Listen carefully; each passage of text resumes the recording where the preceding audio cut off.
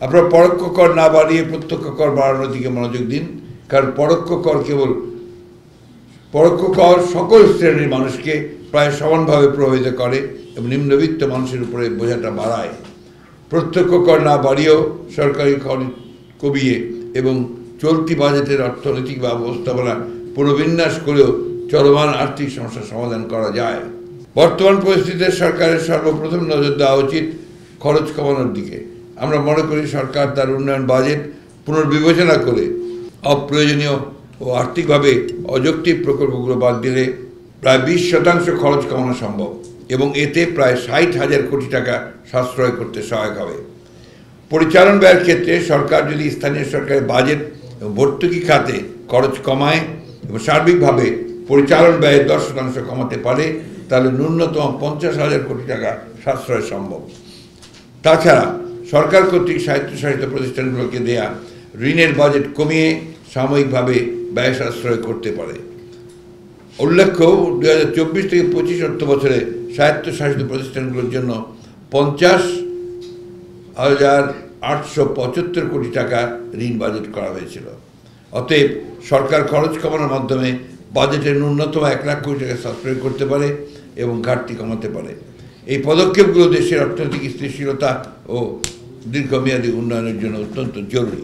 সরকারের খরচ কমানোর এই উদ্যোগগুলো সাধারণ মানুষের উপর করের বোঝা কমাবে, অর্থনৈতিক চাপ লাঘব করবে, ফলে জনগণ আর্থিকভাবে স্থিতিশীল হবে এবং দেশের সার্বিক অর্থনীতির উন্নয়ন করবে। প্রিয় সাংবাদিকবৃন্দ, অপ্রয়োজনীয় ও দুর্নীতিগ্রস্ত মেগা প্রজেক্টের বিপরীতে বরাদ্দকৃত অর্থ আপাতত বন্ধ রেখে বিপুল পরিমাণ অর্থ সাশ্রয় করা সম্ভব।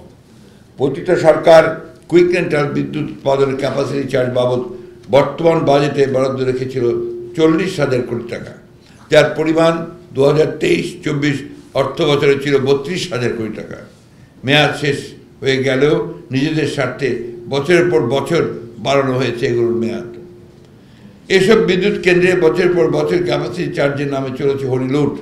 গত 14 বছরে এই বিদ্যুৎ কেন্দ্রগুলোতে এমন লুটপাট হয়েছে প্রায় 1,25,000 কোটি টাকার ওপর। শ্বেতপত্রের কমিটিতে অন্তত উঠে এসেছে যে বিগত ফ্যাসিস্ট সরকারের সময় উন্নয়ন বাজেটের 40%ই লুটপাট করা হয়েছে। অধিকন্তু বাজেটের এমন অনেক খাত রয়েছে যেমন অবকাঠামো খাতগুলোতে বরাদ্দকৃত বাজেটের অধিকাংশই অর্থ ব্যয় করা সম্ভব হয় না। এ সকল খাতে তাদের বরাদ্দকৃত অর্থ হ্রাস করে বাজেটের আকারকে আরও যৌক্তিকভাবে ছোট করে আনা সম্ভব। এভাবে খরচ কমানোর পাশাপাশি সরকার এমন কিছু উপায় বের করতে পারে যা জনগণের, বিশেষ করে দরিদ্র জনগোষ্ঠীর উপর অর্থনৈতিক চাপ ফেলবে না। উদাহরণস্বরূপ, প্রত্যক্ষ করের ক্ষেত্রে সর্বোচ্চ স্ল্যাবে ইনকাম ট্যাক্সের হার বৃদ্ধি এবং চার্জ তথা ওয়েলথ ট্যাক্স বাড়ানোর মাধ্যমে কর আদায়ের ক্ষেত্রেও আরও মনোযোগী হওয়া যেতে পারে। নন ট্যাক্স এবং নন রেভিনিউ খাতে আয় বৃদ্ধি করার দিকেও নজর দেওয়া প্রয়োজন। ভ্যাটের হার না বাড়িয়ে বরং ভ্যাটের আওতা বাড়ানো যেতে পারে। নন ট্যাক্স যেমন নার্কোটিক্স ও liquor duty, motor vehicle taxes, non judicial stamp ইত্যাদি এবং নন রেভিনিউ খাত যেমন dividend and liquor duty, motor vehicle taxes বলেছি, প্রফিটস অ্যান্ড দুঃখিত যেমন dividend and profits, interest, administrative fees, service fees, licence, tolls ইত্যাদি। সরকার টিআইএন নাম্বারধারীদের রিটার্ন সাবমিট এবং কর আদায় নিশ্চিত করার জন্য কার্যকর পদক্ষেপ নিতে পারে। এটি ইনকাম ট্যাক্স আওতা বাড়াতে এবং কর সংগ্রহের দক্ষতা বাড়াতে সহায়ক হবে। করযোগ্য আয়কে করের আওতায় নিয়ে আসা সরকারের জন্য একটি গুরুত্বপূর্ণ পদক্ষেপ হতে পারে।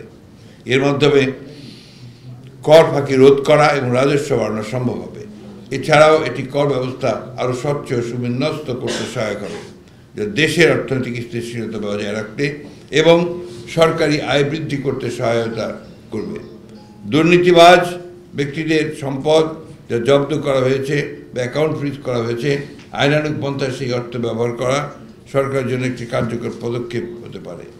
তাছাড়া যে সকল সরকার সেক্টরে অব্যবহৃত প্রয়োজনীয় অতিরিক্ত অর্থ রয়েছে তা চিহ্নিত করে ওই সকল অলস অর্থের যথাযথ আইনানুগ ব্যবহার নিশ্চিত করা যেতে পারে। এই মুহূর্তে কারো টাকা উদ্ধারের জোরালো চেষ্টা করা, ব্যাংকের লুণ্ঠিত টাকা ও নন পারফরমেন্স লোনের টাকা উদ্ধারের ব্যবস্থা করা হবে একটা অত্যন্ত গুরুত্বপূর্ণ পদক্ষেপ।